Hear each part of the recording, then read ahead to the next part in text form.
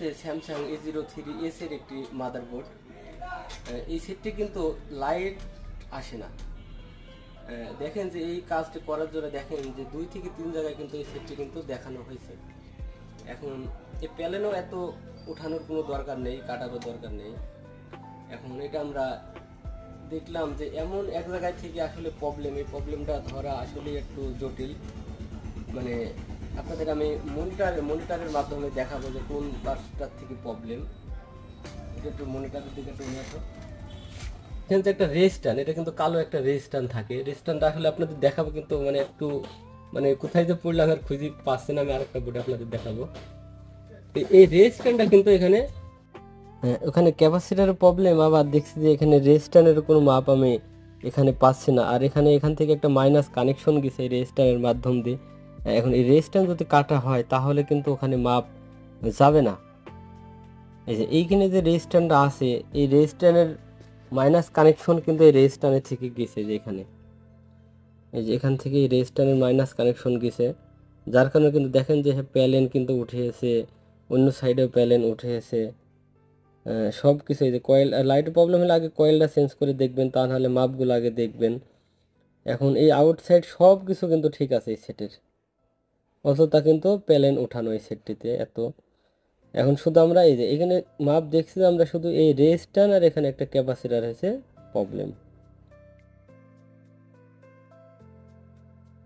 অন্য একটা বোর্ডে যদি পাই আমরা লাগিয়ে দেবো, তা না হলে আমরা অন্য কোনো যদি মাদার বোর্ডে থাকে আপনার লাগবে না। যদি না থাকে একদম সেম টু সেম ওই রকম রেজিস্টারের মান আপনারা দেখবেন, দেখে আপনারা ওটা লাগিয়ে দেবেন। ক্যাপাসিটারও লাগিয়ে দেবেন। যে ক্যাপাসিটার একটা নষ্ট বলে আপনারা তুলে ফেলে দেবেন এরকম কিন্তু না। যে ক্যাপাসিটার যেখানে থাকবে আপনারা দিয়ে দেওয়ার চেষ্টা করবেন, যেহেতু কোম্পানির থেকে কিন্তু ক্যাপাসিটারটা এমনিতেই দিয়ে রাখিনি, ওখানে অবশ্যই ক্যাপাসিটারের কাজ আছে। তবে যেখান থেকে পার্টস উঠাবেন সেখানে সেই পার্টসই আবার দিয়ে দেবেন। সেম এই যে এই মাদারবোর্ডে থেকে কিন্তু আমরা এই যে স্ট্যান্ডার্ড ক্যাপাসিটার তুলে আমরা লাগিয়ে দেব। আপনাদের কাছে যদি এরকম সেম বোর্ড না থাকে তাহলে আপনারা যে কোনো বোর্ডে থেকে আপনারা এরকম একটা মান দেখবেন, দেখে আপনারা আবার লাগাবেন। আর একটা সেটের আগে ডিস্টার্ব কোথায় আগে দেখবেন, যে এখান থেকে প্রবলেম আপনারা ঠিক সেখানেই হাত দেবেন। অযথা সব জায়গায় প্যালেন উঠিয়ে ওতে আরও সেটের ক্ষতি হয়। আপনাকে দেখে নেবেন যে আমার প্রবলেমটা কোথায় থেকে। এই যে এটা আমরা দেখছি যে শুধু রেজিস্ট্যান্ট কাটা, রেজিস্ট্যান্ট মাপ না থাকলে তো আপনারা জানেন যে লাইট যাবে না। আর এটা হচ্ছে মাইনাস কানেকশনের একটা রেজিস্ট্যান্ট।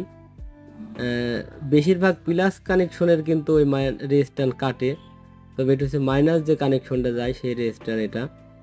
এটা আমরা এই যে আরেকটি বোর্ডে থেকে উঠিয়ে আমরা আবার এই যে লাগাচ্ছি। এখন এইগুলো লাগানোর সময় কিন্তু একটু সাবধানে লাগাবেন, যেহেতু নিচেই থাকে সিপিইউ, র্যাম আইসি। এগুলো লাগানোর সময় একটু দেখে শুনে লাগাবেন। এই দুটো লাগানোর পরে আমরা দেখবো যে লাইটটা আসে কিনা।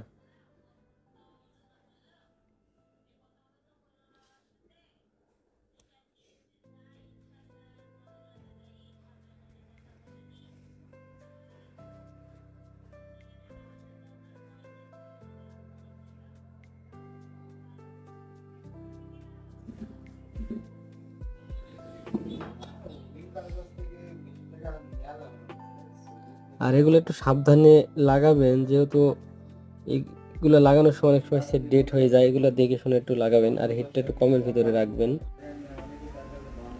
এই যে পাশে দুটো কিন্তু লাগানো কমপ্লিট। এখন আমরা ভালো করে ওয়াশ করে আমরা দেখবো যে সেটটা আবার রান হয় কিনা।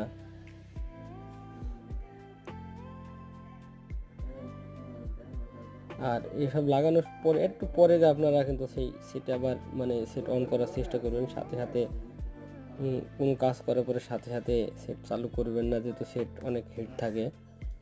এখন আমরা এই যে মাদারবোর্ড ভালো করে ওয়াশ করে আমরা দেখবো যে লাইটটা আসে কিনা।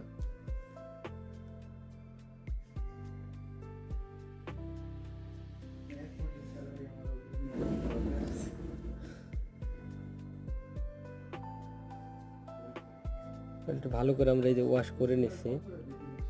আর এখন আমরা শুধু দেখবো যে সেটটি রান হয় কিনা। আশা করি সেটটি 1 চান্সে রানিং হয়ে যাবে এবং লাইটও চলে আসবে।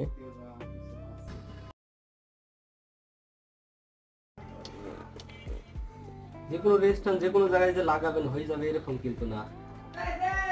এটা আমরা এখন চেক দেবো যে লাইট আসে কিনা, চেক দেবো। মোবাইলটা কিন্তু আর এখন অন হচ্ছে না। দেখেন রেজিস্ট্যান্ডের ক্যাপাসিটর লাগানোর পরে যে নিচে যে সিপিইউ ছিল, ইএমএমসি ছিল, এই কাজগুলো একটু সাবধানের সাথে করবেন। ওটা কিন্তু আমার মনে হচ্ছে বল হয়তো হিট খাইয়ে কোনো ড্যামেজ হয়ে গেছে, সেট কিন্তু রানিং আর করতে পারছি না। খেয়াল করেন একটু, সেট কিন্তু আর রানিং আর হচ্ছে না, সেটটি কিন্তু এখন ফুললি ডেড। একটু ভুলের জন্য কিন্তু এখন আরো 2-3 ঘন্টা কাজ করতে স্কিপ করে দেব, তার কারণ আইসি লাগাতে গেলে অনেক সময় লাগে। আগামী কালকে আইসি কাজটি করব। সেটটির প্রবলেম ছিল শুধু লাইট আসতো না, আমি হচ্ছে ক্যাপাসিটর আর রেজিস্ট্যান্ড ওখানে প্রবলেম পাইছি। ওই দুটো লাগানোর পরে সেটটি কিন্তু একবারে ফুললি ডেড হয়ে গেছিল। যেহেতু সেদিন আমি খুব ব্যস্ত ছিলাম, ওই জন্য ভিডিওটা আজকে আবার এই যে করে এখানে দিয়ে দিলাম। আর ওইগুলা লাগানোর সময় অবশ্যই একটু সাবধানের সাথে লাগাবেন, তা নাহলে আপনাদের এরকম প্রবলেমে পড়তে পারেন আপনারাও। কাজটা কিন্তু 5 মিনিটের, সেই কাজ আমাকে করার লাগলো হচ্ছে প্রায় 2 ঘন্টা ধরে। তবে এগুলো অবশ্যই আপনারা দেখে শুনে কাজ করবেন, যেহেতু এরকম প্রবলেমে না পড়েন। এখন আমরা দেখবো যে লাইটটা আসে কিনা।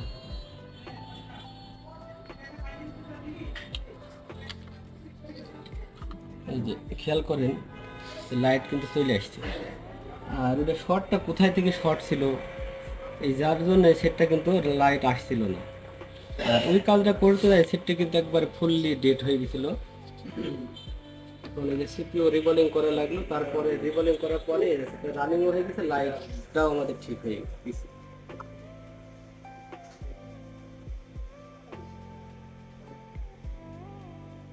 আর কাজ করার সময় খেয়াল করবেন যে নিচে কোনো হচ্ছে আপনার সিপিইউ আছে না ইএমএমসি আছে, এগুলা খেয়াল করে আপনি হিট মারবেন। যদি একটু হিট অতিরিক্ত হয়ে যায় তাহলে কিন্তু নিচে যে প্রসেসর থাকবে ওটা অনেক সময় বল প্রবলেম হয়ে যায়, ইএমএমসির প্রবলেম হয়ে যেতে পারে। ওগুলো একটু দেখে শুনে আইসির কাজগুলো করবেন, তাহলে আপনাদের এরকম আর হবে না। যেহেতু ভুলটা কিন্তু আমারই, খেয়াল করেন যে সেটটা কিন্তু করলেই ঠিক হয়ে গেল। সেটটির কিন্তু একটা রেজিস্ট্যান্ডের এরকম প্রবলেম ছিল, আর ওই কাজটা করতে যাই সেটটা কিন্তু একবারে ডেট হয়ে গেছে।